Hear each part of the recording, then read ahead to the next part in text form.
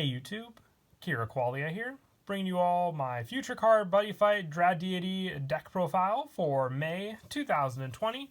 Wanted to do my future card Buddyfight deck profile for Gargantua Dragon for quite some time now. This was actually, for those of you that don't know, my first Buddyfight deck when I got into the game, and I evolved it up to the Deity Gargantua Dragon card, starting off with just normal Gargantua Dragon, using all the different G-Evos I can get for the deck, focusing on Dragon World being the Dradeity version of the deck. I found it to be the most fun version. I know Magic World is a little more competitive, and there's also the different decks you can play all the different cards in for the support, but like I said, decided to stick with Yuga's main deck being the Dragon World variant of the deck, and we'll be getting more support in Glory's Valiant later this summer for the deck as well, so definitely excited for that, and just wanted to take a different turn from the newer Gargantua Dragon support being the G-Boost cards, so with G-Evo I believe being the more fun of the two different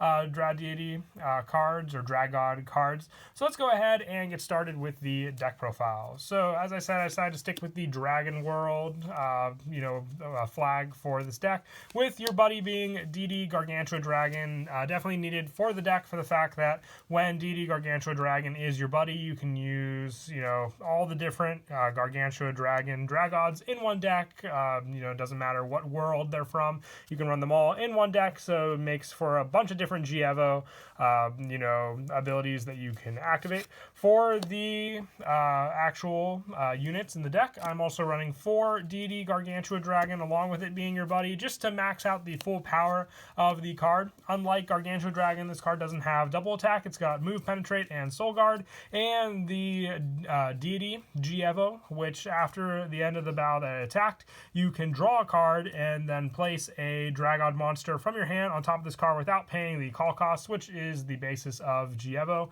and just having the counter ability of being able to call this card out from the soul of a Dragod on the field by paying its call cost as well. A very strong card for sure, also having 10,000 power, 3 critical, and 5,000 defense as well.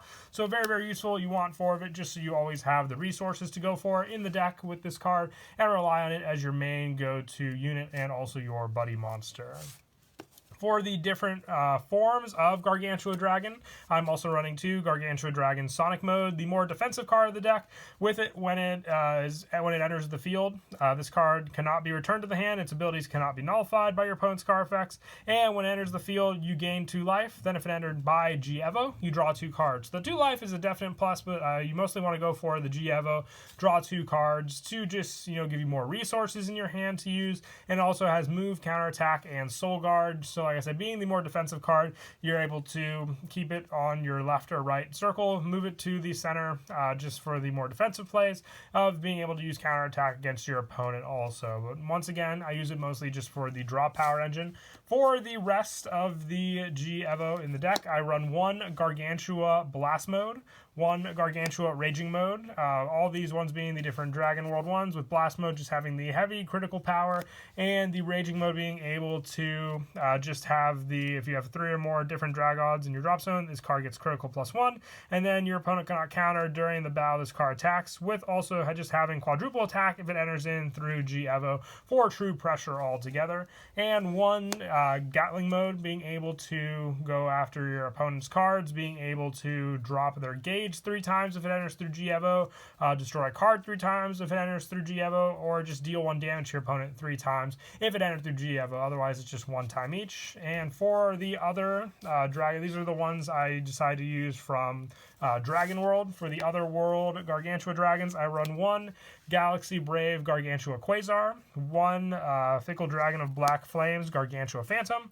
1 Gargantua Thunder Deity Wind Demon Dragon, and 1 Gargantua Blade Mage. I didn't have any of the Legend World Gargantua Dragon, otherwise I would mix in with a couple other different cards from these lineups, maybe take out the 1 Blast Mode and then the Wind Demon Dragon for the Legend World Gargantua Dragons, but just having all the different power for setup, Shadow Dive, multiple copies of Gargantua Dragon, and then just the overall damage you can do to your opponent by shuffling back spells, all the different plays, the fact that these cards are they're also searchable, is a big help with the deck also. But altogether, they work very, very well, just powering up the different forms of Deity Gargantua Dragon with its G-Evo power. For some of the other monsters in the deck, probably one of the best ones is Gargantua. With this, when this unit enters the field, you may drop a hand card. If you do, put up to 1 Deity Gargantua Dragon or Deity Dragon Tribe item from your deck into your hand and shuffle your deck. So being the main search for your main go-to monster is very, very helpful for sure. Just having this means it's basically like you're running 8 different copies of Deity Gargantua Dragon, as long as you have the hand cost to discard for this card to give that search. And also when this card's on the field, when a Dragon on your field attacks alone, it attacks your opponent and all their monsters instead. So being able to attack your opponent, it gets around your opponent's monster on the center, dealing damage to them, and also for the fact that since Deity Gargantua Dragon has Penetrate, it'll deal that additional damage to your opponent, along with the damage they would have taken if they let both of the attacks hit on their monster in the center and also the player themselves. So for this card, it doesn't have Soul Guard or anything like that, but it's mostly Jared just for that amazing setup you can do with the deck. For replenishing resources, I'm also running 4 Garcat. It's just great because when it enters the field, if you have another Deity Dragon Tribe on your field, top card your deck into your gauge and draw a card. So you just get that draw power, gauge power. All you have to do is have the item equipped, another Deity Dragon Tribe on the field, you name it, and you have that Garcat set up. It's not a once per turn with this card, so if you have multiple Garcats in your hand, you can continue to use all those also. And just using this unit for the cost for a bunch of my different spells in the deck as well is an added plus for sure with the deck. And we have a couple more monsters. Like I said, the main focus on the deck were the Deity Gargantua and all the different ones. These ones were just added for extra support. For the same premise, I'm also running 2 Smile Street Entertainer Yuga. With this one, you pay 1 gauge, put the top card of your deck into its soul for the call costs, and also its counter ability is Have Fun. During your turn, call an adventurer or a Deity Dragon Tribe monster from your hand on top of this card without paying its call costs, and you may only use Have Fun once per turn.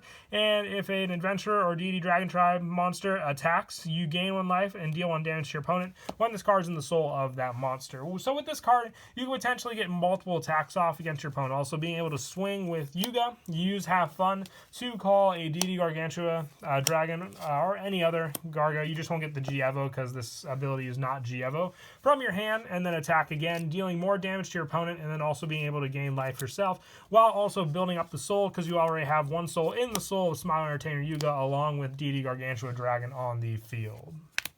And then lastly, for the monsters, I just run the 1 Grom Gardra. When a dragon monster on your field attacks, destroy a monster in your opponent's field. If you do, deal damage to your opponent equal to the size of that monster destroyed. So if your opponent doesn't have anything that protects their monsters from being destroyed by card effects, Grom Gardra definitely does come in handy just to deal the damage, along with destroying multiple cards with each attack. Can help dwindle down Soul Guard when your opponent has that soul built up on their unit. And then just relying on this for its also additional critical. It doesn't have double attack or anything like that, but with all the different attacks you could be potentially doing with Gargantua Dragon, you don't really have to worry about anything else like that. Just have this card set up on the field and ready to go.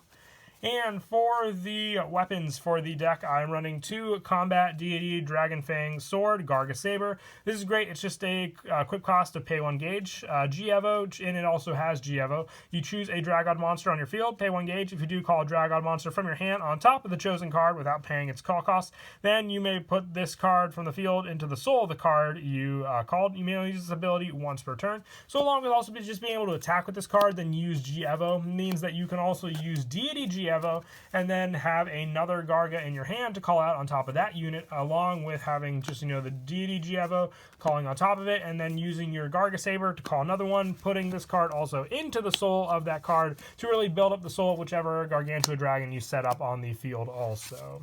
And then for the backup weapons, I'm also running 1 Deity Dragon Sword Garblade and 1 Deity Dragon Sword Garcris. This one helps to protect your Gargantua Dragon and your item by being destroyed by card effects, also giving them plus 4,000 power each. Garblade can't be destroyed itself, but it does have double attack, going for more of a pressure play compared to the other swords we run in the deck. Just 1-ofs for each of them though. We're already running 4 items in total. I feel that's all you need in total for the deck to go all out. And plus, like I said, with Dragon Shine as one of our spells, we have easy ways to search this card out, along also with Gardra. And that is it for the items and the monsters. We'll now move on to the spells. I run 3 Radiant Combat Deities Glory, I believe is how you, yeah, that was it, Glory. With this one, you pay 1 gauge to cast it. It also has G-Evo. Call up to 1 Deity Dragon Tribe monster with Gargantua and its card name from your drop zone on top of a Dragod monster on your field without paying its call cost. And for this turn, it gets plus 5,000 power and defense plus 5,000. You only cast this once per turn, but the fact that it's from the drop zone, if you go through all of your different Gargantua dragons, you have this card to rely on just to give you more power from the drop zone for just 1 gauge as well. For that, it's only once per turn, but I still like to run 3 of it just so we always have that option and better chance to open up this card into your hand also. And I also run 3 Dragod's Shine. This is the card I was speaking of before. You pay 1 life and choose and use one of the following 2. You can only cast Dragod's Shine once per turn. Put up to 1 Deity Dragon Tribe item from your deck into your hand and shuffle your deck, or put up to 2 Deity Dragon Tribe monsters with different card names from your drop zone into your hand. So you can recycle Deity, Gargantua Dragon, then grab any of the other different modes of his as well to use with the card you added back, or search out the item if you already have your Gargantua Dragon set up. You have plenty of options with this card to add cards to your hand for the cost. You don't even have to use up your gauge. You can save it for, Gargantua Dragon. It's just a pay 1 life to use this card. And I also run the 3 Gar Oracle. You pay 1 gauge to draw 2 cards if you have a Deity Dragon Tribe on your field. And then if you have a Dragon on your field, you gain 2 life additionally. The draw 2 is your main go-to card. The gain 2 life is just an additional plus, which definitely does come in handy. But that draw 2 can help get into the cards you definitely need to set up your plays. Only 3 though, since it is a once per turn, just like Dragod's Shine. And I also run 4 Gar Halen. Now, when I have Garcat on the field, I usually don't like to call over it. I usually like to use Gar Halen to put a Deity Dragon Tribe from my field to the drop zone and choose and use one of the following 2 to put the top 4 cards of my deck into my gauge, which, this deck eats away a gauge very quickly, or just to gain 4 life if my opponent were to use an impact against me and I can't, reduce the damage or anything like that. Being able to gain 4 life helps just to save me from that predicament, and having 4 of this is a big plus for sure. And for some of the 1-ofs, I run 1 Gargamon and 1 Dragod Crystal. I definitely would want to run more copies of Gargamon. I'll show what card I would take out for the additional copies of this if I were to run more. Just saving you from damage once again with Dragod Crystal, and Gargamon being able to call size 1 or less monsters from my drop zone to the field while also building up my gauge. For the shields in the deck, I run 2 Fighting Emperor Dragon Shield and 2 Deity Green Dragon Shield. Deity Green Dragon Shield is more than likely what I take out for Gargamon to add in 2 more copies of this card. But Fighting Emperor Dragon Shield, you don't even have to have your center clear for this card to give you 2 gauge and gain 2 life, along with nullifying the attack of your opponent's monster. So very, very useful for that especially. And I also run 2 Dragod Var. It drops all the soul of a monster on your opponent's field, so it just goes past the soul guard that your opponent can have, or just being able to destroy a card and give you a draw by just dropping a soul from a card on your field and paying 1 gauge. Very, very useful for sure, depending on the type of deck you're going up against. And lastly, just running 1 of the Deity Gargantua Punisher impacts. It definitely does come in handy. I just found more than 1 of it to be cloggy. It's just that 1 tech that I do like to rely on in the deck also. When it comes up and, I have all my setup, if I just need that extra damage push and I have the gauge to go for, it's a big plus for sure, like I said. But that is it for the deck profile. I hope you all enjoy the video. Like I said, it's definitely one of the most fun decks I've had playing. It was also one of my first ones, and I'm still playing it to this day. Can't wait until we get the new support in Glory's Valiant for the deck as well. It's going to be a really awesome, build up for the new G-Evo support. Feels like forever since we've had that support for this deck. But until next time, please don't forget to leave a like and subscribe, and Kira Qualia out.